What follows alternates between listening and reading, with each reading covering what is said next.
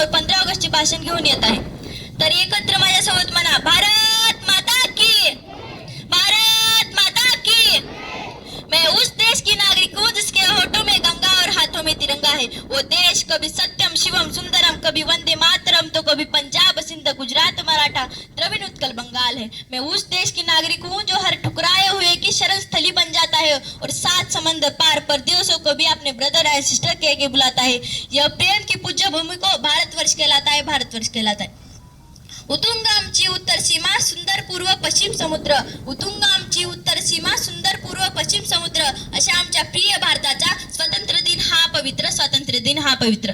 येथे उपस्थित मान्यवर, माझे प्रिय गुरुजन वर्ग आणि माझ्या प्रिय देश बांधवांना स्वातंत्र्य दिनाच्या हार्दिक हार्दिक शुभेच्छा. 15 ऑगस्ट हा दिवस भारतीयांसाठी अत्यंत अभिमानाचा आणि गौरवाचा दिवस आहे. 15 ऑगस्ट 1947 ला आपल्या देशाने परतंत्राच्या अंधारातून स्वातंत्र्याच्या प्रकाशात पाऊल ठेवला. हा केवळ एक सरकारी सण नाही, तर तो आपल्या देशभक्तीचा आणि अस्मितेचा महाउत्सव आहे. आपल्या देशाला पूर्वी सोने की चिडिया म्हणून ओळखले जात होते, पण व्यापारी म्हणून आलेले ब्रिटिश ईस्ट इंडिया कंपनीने आपल्या देशावर हळूहळू कब्जा केला आणि आपल्याला गुलाम बनवले. इंग्रजांनी भारतीयांवर प्रचंड अन्याय आणि अत्याचार केले. तब्बल 150 वर्ष आपल्या भारताने परतंत्र्याच्या वेदना सहन केल्या, पण भारतीय जनता गप्प बसली नाही. कारण नसानसात खेळते अजूनही तेच रक्त, नसानसात खेळते अजूनही तेच रक्त. अन्यायाविरुद्ध लढणारे आम्ही भारत मातेचे सच्चे भक्त, आम्ही भारत मातेचे सच्चे भक्त. हम अपने जान के दुश्मन को अपनी जान कहते हैं, हम अपने जान के दुश्मन को अपनी जान कहते हैं. इस मोहब्बत की मिट्टी को हिंदुस्तान कहते हैं, हिंदुस्तान कहते हैं. हे स्वातंत्र्य आपल्याला सहज मिळालं नाही, त्यासाठी लाखो देशभक्तांनी आपल्या रक्ताचे पाणी केले. मंगल पांडे यांनी पेटवलेली क्रांतीची ठिणगी आणि झाशीची राणी लक्ष्मीबाई यांचे शौर्य आपण कधीच विसरू शकणार नाही. लोकमान्य टिळकांनी इंग्रजाच्या छाताडावर उभे राहून स्वराज्य हा माझा जन्मसिद्ध अधिकार आहे आणि तुम्ही मिळवणारच ही सिंहगर्जना केली आणि देशात स्वातंत्र्याची चळवळ तीव्र झाली. त्यानंतर राष्ट्रपिता महात्मा गांधी यांच्या नेतृत्वाखाली देशात मोठी आंदोलने झाली. इंग्रजांनी मिठावर कर लावला तेव्हा गांधीजींनी त्यांना विरोध करण्यासाठी ऐतिहासिक दांडी यात्रा काढली. साबरमती ते दांडी असे शेकडो मैल ते आपल्या सहकाऱ्यांसोबत पायी चालत गेले आणि दांडी समुद्रावर त्यांनी स्वतः मुठभर मीठ उचलून इंग्रजांचा काळा कायदा मोडला. एवढंच नाही, तर त्यांनी 1942 मध्ये भारत छोडो चले जाओ आंदोलन सुरू केले आणि देशाला करा किंवा मरा हा महामंत्र दिला. तर दुसरीकडे तरुण क्रांतिकारांनी आपल्या रक्ताने स्वातंत्र्याचा इतिहास लिहिला. नेताजी सुभाषचंद्र बोस यांनी आझाद हिंद सेनेची स्थापना केली आणि गर्जना केली, तुम मुझे खून दो मैं तुम्हें आजादी दूंगा. तुम्ही मला रक्त द्या, मी तुम्हाला स्वातंत्र्य देईन.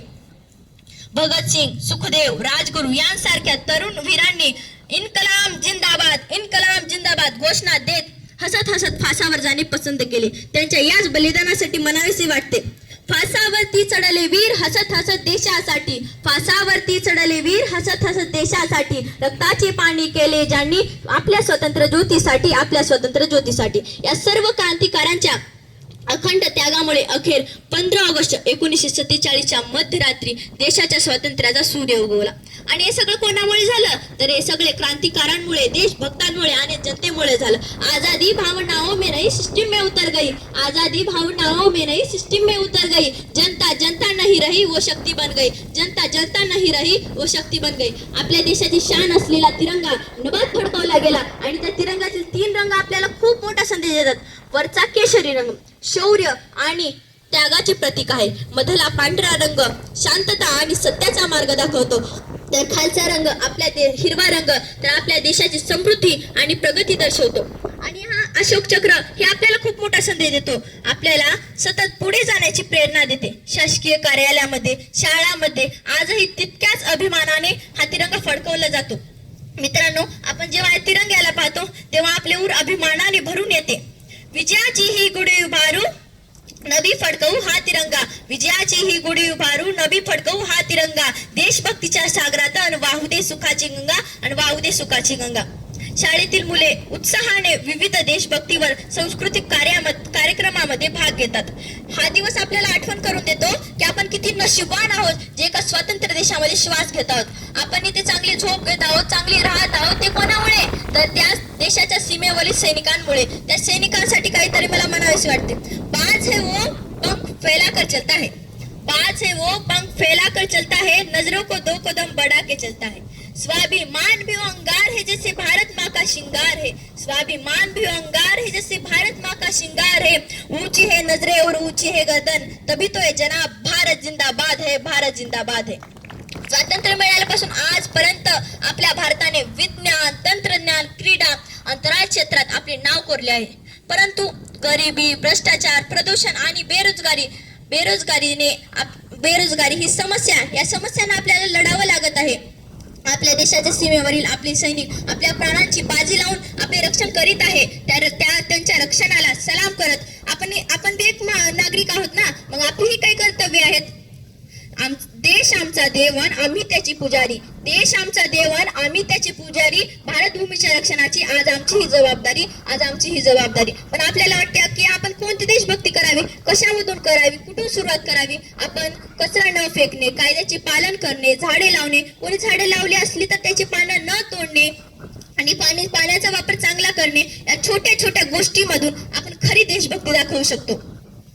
आणि मित्रांनो, मी तुम्हाला आज एक सल्ला देऊ इच्छिते। लहरों से डरकर नैया कभी पार नहीं होती, लहरों से डरकर नैया कभी पार नहीं होती।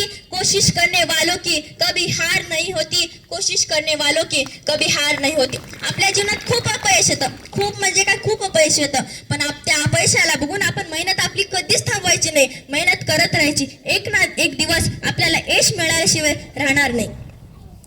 तर स्वातंत्र्य दिन हा एक सुट्टीचा दिवस नाही, स्वातंत्र्य दिन हा सुट्टीचा दिवस नाही, तर देशाप्रती कृतज्ञता व्यक्त करण्याचा एक दिवस आहे। आपल्या पूर्वजांनी आपल्याला दिलेले स्वातंत्र्य टिकवण्यासाठी आणि आपल्याला जगातील महासत्ता बनवण्यासाठी आपले हे ध्येय असले पाहिजे। तर बलसागर भारत हो विश्वात शोभून राहो जगाचे कल्याण, हाच आमचा मान अभिमान। तर जाता मी एवढेच म्हणेन, आपला भारत देश महान होता, आपला भारत देश महान आहे आणि आपला भारत देश महान असणार। ईस्ट और west, India is a best. धन्यवाद।